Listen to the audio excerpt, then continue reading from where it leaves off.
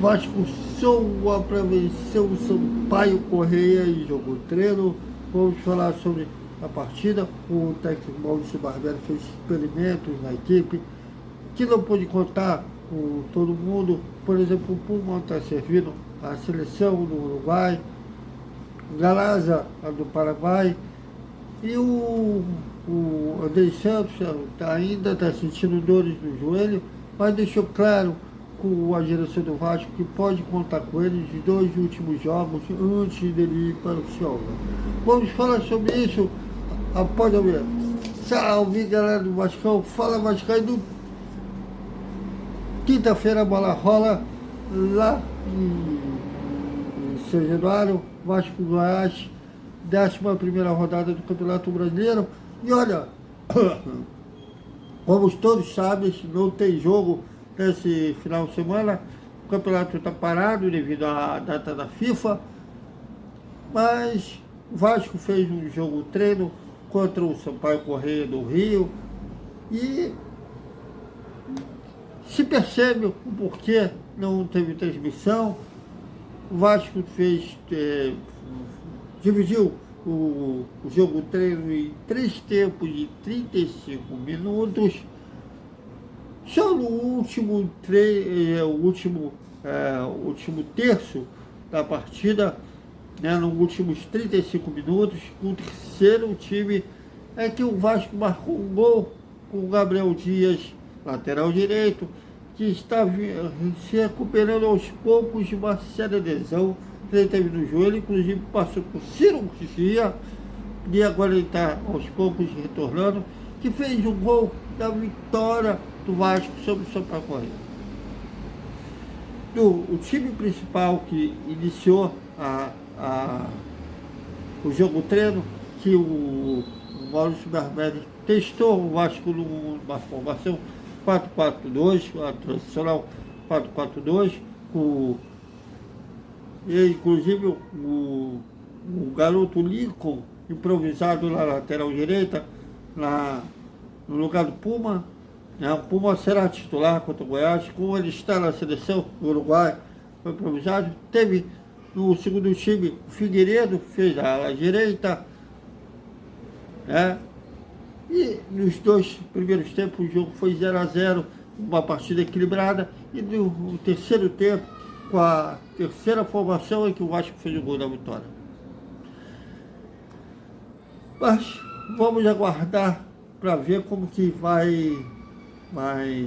o time vai se comportando desde essa formação. O Maurício Barbieri, como eu falei,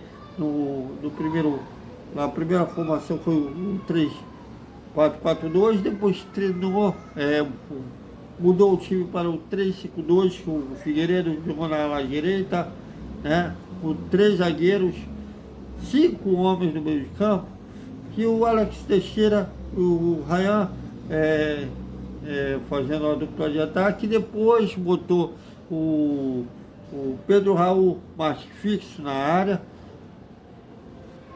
né? Vamos ver como que ele vai. Ele está tentando achar uma melhor formação para o Vasco sair dessa má fase do Campeonato Brasileiro. E o Vasco em breve poderá anunciar o novos reforços, com o zagueiro Nico, tudo certo entre o Vasco e o jogador. E o clube inglês mostra melável, deverá aceitar a proposta do Vasco para ele fazer a dupla de zaga com o Léo na sequência do Campeonato Brasileiro. E o Vasco também sonda os valores do meia Manuel Lanzini, que já jogou no Fluminense. Dele ver bons olhos de retorno ao futebol brasileiro, já que a pretensão dele inicial era voltar para o River Plate, só que a situação econômica da Argentina não está boa, e ele vê com bons olhos o retorno. O Manuel vê como um bom retorno ao futebol brasileiro. O atacante Serginho, o primeiro reforço do Vasco, eu sei que a gente não conhece muito esse jogador, jogou sempre em mercados segundo escalão da Europa.